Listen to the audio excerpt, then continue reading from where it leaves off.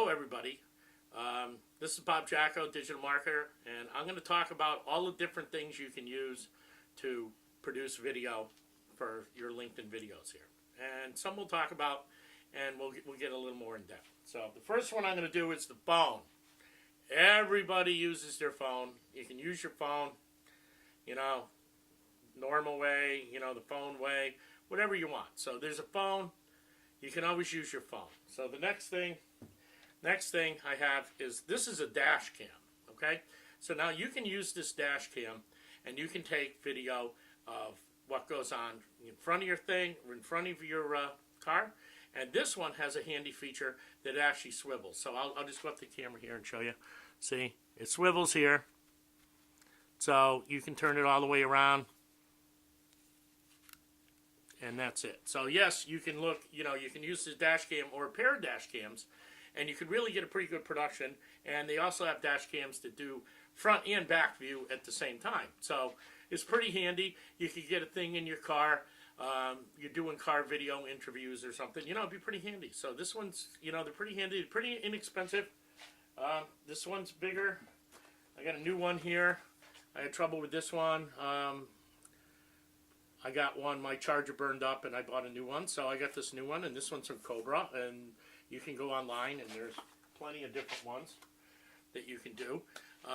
So we'll go from there. So now the next thing is, we have action cams, okay? Now, this is what they call a knockoff. It's not a GoPro, but it's a knockoff. And I've used this one, and it shoots pretty good video. I've tried it. It really shoots good video. So they're kind of handy. They come with a million different mounts. They got stick-on mounts. This one's got a thing here that swivels. It's got a this thing has a quarter 20 thread. So that means this can go on a tripod or any kind of mount that takes a quarter 20 thread, which is a standard tripod mount. So there's a million different things you can do with stuff like this. This one does not do audio. There are ones that do audio. It just depends. Depends on what you want to buy. GoPro makes one. They're expensive. Everybody's got them now, and you can get some really good deals on ones with good sensors, and they shoot really well when you're close. So it's good. So that's it. So the third one we got regular small camcorders. Okay, now this happens to be an older one that I had when I first started doing video, and it shoots to tape. And this is what it shoots to. It shoots to mini DV tape. These are the old ones. My professional cameras shoot mini DV tape, but there's a big difference in the quality of the production, as you can see. But you can get a new small digital camera, video camera like this, and they shoot to SD cards, so it's pretty handy. HD, they're small. You can take them with you anywhere. Of course, they got threads on the bottom, so you can mount them on a tripod or something. And next we'll go to here. We'll go to DSLR. Okay, so this is my Canon T6i.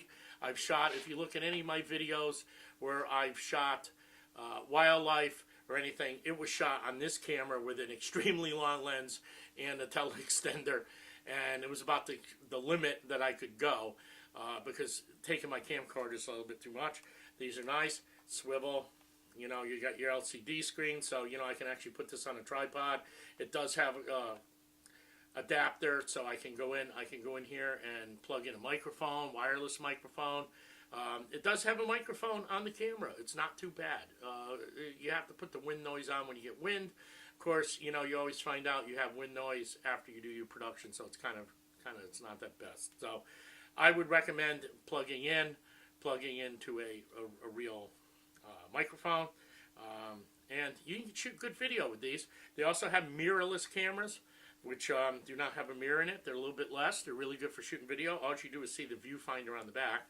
But this, and it works really good. It does have its limitations, but they shoot pretty good.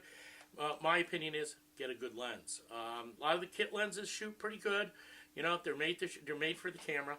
But I happen to like a much better lens, clearer lens, like this Tamron 17 to 50, 2.8. This is a good lens. So this shoots really well short, you know, in the shorter distance. Obviously, long telephotos, you start to lose light. Sometimes it's a problem. But you can get some really good video with DSLR. The other thing is there's point and shoot cameras. I don't have one because I have one of these, a couple of these. So you can buy a reasonable point and shoot camera for under 300 bucks at like Best Buy or something. And they shoot amazing video.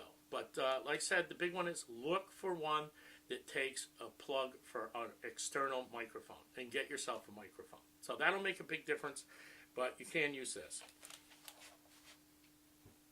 So next we have like the prosumer professional video cameras.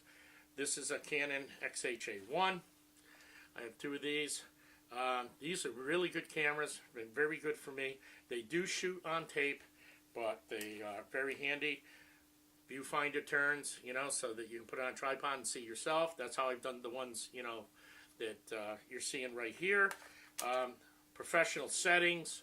You can set everything. You have different modes. Image stabilization. Filters are built in. You get what you pay for. You can buy a decent camera for $2,000 to $4,000, and you get a really decent camera for that. It all depends. This one has 3 1/3 sensors. That way, there's one sensor for each color: red, green, and blue. RGB, which is a normal color profile. So it's something to think about. If you can go, I've used these cameras for a long time, even though they do shoot to tape, like you've seen here. But the one recommendation is the older cameras, when you shoot, always use the same tape. Do not change brands. Do not change quality. I use the Pro. I'm up to these Panasonic Pro ones now. These are really good. Tape has come down in price. When I first bought my cameras, tapes were $20 a piece. You can maybe use them 3 times. After that, you might have a problem. So these are good because you can do anything here. I have real audio here. Okay, now this is real audio. These are XLR connectors, which means I can connect to real microphones. They're powered. It gives me a lot more options. I can plug into a soundboard. I got a lot of different things I can do here. Plus, they're all controllable, single or dual. I can plug a lavalier mic, like my lavalier mic, that needs phantom power. And it does have controls on the back. So, you know, sky's the limit. You know, once you get going here, you might want to invest in a much better camera. I do a lot of different things.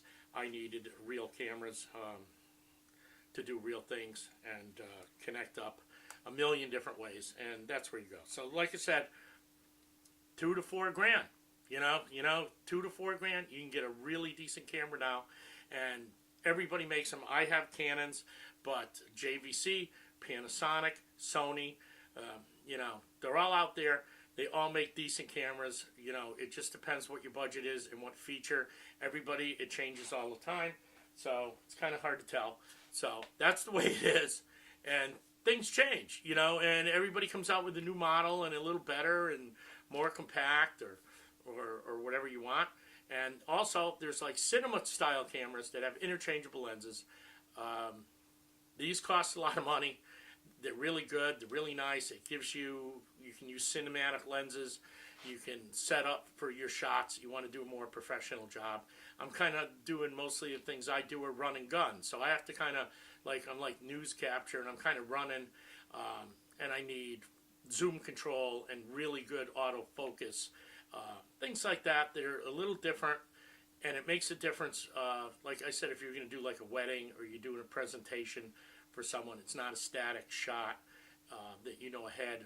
Where cinema, you can pretty much set up and then go. So that's it. So the other thing, one last thing, is you can use your laptop. If you have like a Mac, you can use FaceTime.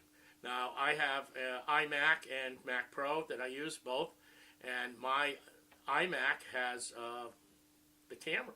So what you can do is, by using Final Cut Pro, I can make video using the camera on my computer. So there's that. This is all these things you can use.